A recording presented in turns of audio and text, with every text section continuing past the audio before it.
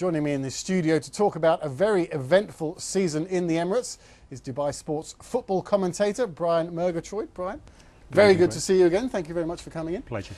Let's start with the champions then, Al Ain. You were there on Saturday. You saw the match and the trophy celebration afterwards. Are they worthy champions? Absolutely. They got 52 goals in their 22 matches.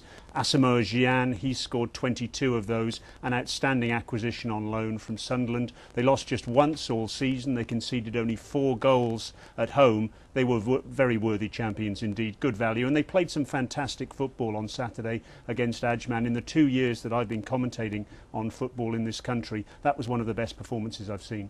High praise indeed.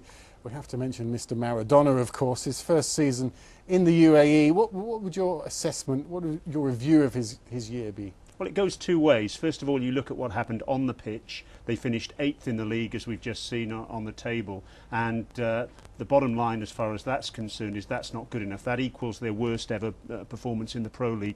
But off the field, commercial revenues are up, interest in the club is up. And I suppose from a UAE football perspective, it's done wonders for the profile of the game in this country. He's got a 2-year contract. The second year of it is next year. It'll be interesting to see what happens over the summer now, because of course we still know that there's a vacancy with the UAE national side, so he's been linked with that position. Whether he gets it, of course, that's another matter entirely. A lot of the talk is obviously about the champions, Al Ain, but the end of the season means teams are relegated as well. Sharjah and Emirates Club unfortunately going down. It means different things in different leagues around the world. What does it mean in the Emirates to be playing in the lower division? Well, that in itself is a very interesting conundrum, because of course Yusuf Al Serkal has been elected as president of the UAE FA. That happened last week in Abu Dhabi, and one of the interesting aspects of that is he's in favour of a 14-team Pro League. So it may well be that everything's revamped in the summer. We have 14 teams next year, and that means that those two clubs don't go down. And that would be good in one respect, in that of course Sharjah, one of the biggest clubs in the UAE, they're known as the King for their successful performances, particularly in the President's Cup. So from that point of view, they'll be clinging to that hope over the summer, I'm sure.